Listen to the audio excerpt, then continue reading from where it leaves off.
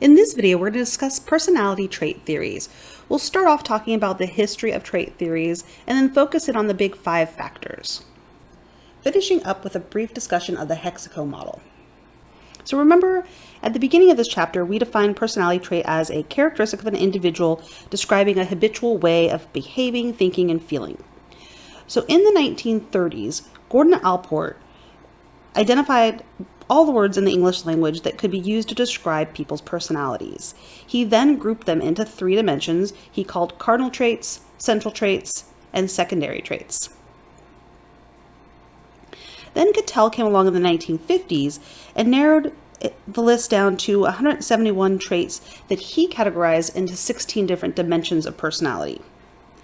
And then Eysenck came along in the 80s and he narrowed it down to 2 dimensions, with being the 2-factor model, one being extroversion and introversion, and the other being neuroticism and stable. So Eysenck was one of the leading personality theorists of the 20th century, and he did a great deal of research on extroversion. It's important to keep in mind that a number of his papers have been retracted for a variety of reasons. Mostly his work on the applications of personality traits has been called into questions. Of course, he died in 1997, so he's really unable to explain or defend himself, and I will link on the Canvas page an article about kind of the souring of his name and the allegations that have come forth. Today, most personality psychologists accept the big 5 personality traits, known as the 5-factor model. So you can use the acronym shown here, OCEAN, to help remember them.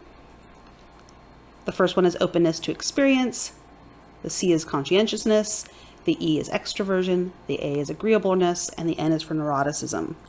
Now, these traits seem to be stable across cultures, and once you hit about the age of 30, they seem to kind of be stable throughout our lifetimes. Of course, they aren't all-encompassing. The traits that are involved in many mental disorders are not present, and neither are others such as religiosity, honesty, humorousness, but they do tend to lie at the core of healthy individuals. So we're going to go through each one of these traits, trying to remember that these are on a spectrum, with openness to experience being at one end, and then we'll see resistant to experience being on the other end. And also part of your discussion this week will involve the big 5 personality traits. All right, so openness to experience. So at one end, like I said, we have someone who's really open. They're curious, they're imaginative, they're creative. And then at the other end, we have people that are very resistant and they're conforming, they're predictable. They want to do the same thing all the time. So someone who's really curious might be one, someone who's out there, exploring new places all the time, creating new things. They're able to produce novel ideas. Someone who's resistant to experience, they want the same patterns in their life. They want to kind of keep doing the same things over and over again. They're not trying to look outside the box. Next, we have conscientiousness. So then again, at one extreme end, we have someone who's very responsible, very persevering, very self-disciplined. This is a person that you can rely on. They're always going to be on time. They're always going to do what they say they're going to do. And then at the other end, you have someone who's impulsive. They're very quick to give up. They're fickle. They're careless. This might be the person who's changed majors 5 times. They were going to be a dancer. Then they were going to be a writer. Then they were going to be a psychologist. Next, they're going to be a mathematician. And there doesn't seem to be any rhyme or reason to what they're doing. Or this might be someone who says, I think I want to play soccer. And they are, play soccer for a couple weeks and decide they want to move on. And now they want to do dance. Whereas the conscientious person, they might say, I'm going to try soccer. They try it out. Maybe they don't like it, but they're going to stick with it for the season because they signed up and that's what they said they were going to do.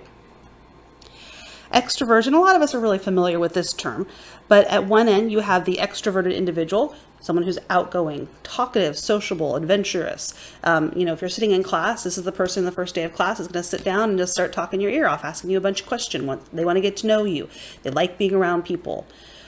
An introversion on the other hand, the other end of the spectrum, this is someone who's going to be very quiet, reclusive, cautious. This is the person that you might sit next to the entire semester in a class and really know nothing about them, have no idea, what their name is or anything by the end of the semester. Now, again, most of us fall somewhere in between.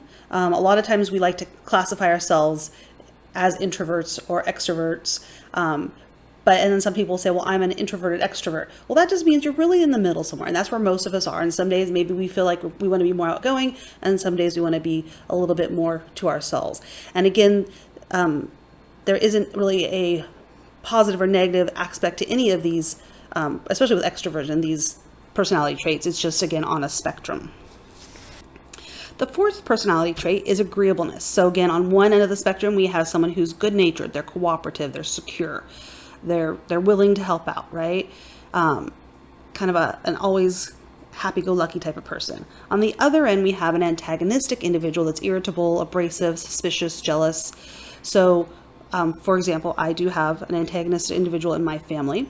And so this individual, when their significant other went back to work, was not willing to get a cleaning person because was suspicious of someone who would be coming into the house, even though this person works at home, would be there when that cleaning person was there. Just made the assumption of the worst, that anybody who was coming into the house was going to try to steal something. Neuroticism is the fifth big five personality trait.